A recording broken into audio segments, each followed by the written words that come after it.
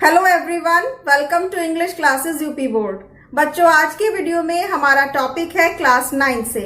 Class 9 के lesson 1 the fun they had के long question के आंसर को किस तरह से हम इम्प्रेसिव तरीके से और इजी वे में लिख सकते हैं और आसानी से याद भी कर सकते हैं, ये आज इस वीडियो के द्वारा हम सीखेंगे।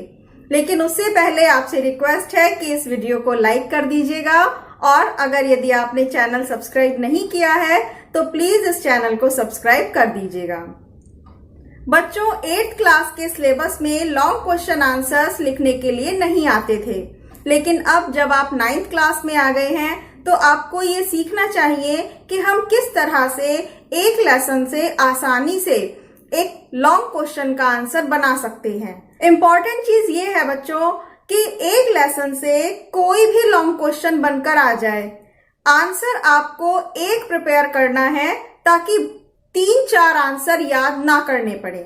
इस एक ही आंसर से आपके सारे आंसर का सॉल्यूशन तैयार हो जाएगा। और आंसर को हमेशा हेडिंग वाइज लिखने की कोशिश करें। हेडिंग से आपका आंसर इंप्रेसिव बनता है, एग्जामिनर को पढ़ने में आसानी होती है और जब एग्जामिनर को आंसर पसंद आएगा तो उस पर मार्क्स भी अच्छे मिलेंगे। तो चलिए आइए पढ़ते हैं lesson 1 the fun they had के लॉन्ग क्वेश्चन के आंसर को। स्क्रीन पर क्वेश्चन नंबर 1 दिया गया है, why did Margie hate school? Margie school से नफरत क्यों करती थी? Why did she think the old kind of school must have been fun? वह क्यों सोचती थी कि पुराने प्रकार के स्कूल मज़ेदार होते थे? और इसी के नीचे या करके और करके लिखा है question number 2, do you agree with the Margie? क्या आप मार्गी से सहमत हैं that schools today are fun? कि जो स्कूल आज के समय के हैं वो मज़ेदार हैं। Then the schools in the story, कहानी के स्कूल यानी कि फ्यूचर स्कूल जो मशीनी स्कूल है उसकी तुलना में। Give reason for your answer, अपने आंसर का रीज़न बताइए। यहाँ पर बेटा इस क्वेश्चन में कंपैरिजन बताना है कि क्या आज के स्कूल अच्छे हैं या वो रोबोटिक स्कूल मशीनी स्कूल अच्छे हैं। और अब थर्ड क्वेश्चन है, what are the main features of the mechanical teachers? मशीनी टीचर्स की क्या क्या मुख्य विशेषताएं थीं? एंड क्लासरूम, और उस क्लासरूम की भी क्या मुख्य विशेषताएं थीं? दैट मार्गी and Tommy have in the story, जैसे स्कूल मार्गी और टॉमी के इस कहानी में थे। तो ये क्वेश्चन भी यही पूछता है कि आखिर क्या क्या चीज़ें, क्या क्या विशेषताएं थीं मशीनी टीचर्स की। और अब हम तीनों क्वेश्चन के लिए एक ही आंसर प्रिपेयर कर लेंगे जिसमें तीनों की बातों को हम यहाँ पर बताएंगे। सबसे पहले स्टार्टिंग करेंगे बैकग्राउंड से। पहले ये बताएंगे कि मार्गी और टॉमी कौन है और इस कहानी की स्टार्टिंग कैसे हुई। मार्गी was a girl of 11 and Tommy was a boy of 13। मार्गी एक 11 वर्ष की लड़की थी और टॉमी 13 ईयर्स का एक बॉय है। मार्गी and Tommy have mechanical teachers, मार्गी और टॉमी के टीचर्स मशीनी है।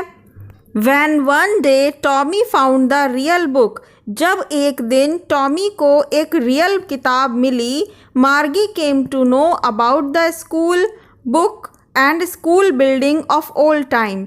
तब मार्गी को केम टू नो पता चला स्कूल के बारे में, बुक किताबों के बारे में और पुराने समय की स्कूल की बिल्डिंग्स के बारे में। और अब जैसा कि हमारे क्वेश्चन में पूछा गया था पुराने समय के स्कूल के मज़ेदार होने के बारे में, तो हम यहाँ हेडिंग डालेंगे, old kind of school must have fun. पुराने समय के स्कूल मज़ेदार रहे होंगे। मार्गी इमेजिन दैट, मार्गी ने कल्पना की ओल्ड काइंड ऑफ स्कूल, पुराने समय के school must have been fun, ज़्यादा मज़ेदार रहे होंगे। शी वॉज सरप्राइज्ड, वह आश्चर्य में थी। That how a man would have taught them, कि किस तरह से एक मनुष्य उन्हें पढ़ाया करता होगा। In that school students were of the same age, उन स्कूलों में स्टूडेंट्स सब एक जैसी एज के हुआ करते थे, समान उम्र के बच्चे थे। दे ऑल स्टडीड टुगेदर, वे सारे एक साथ पढ़ाई किया करते थे।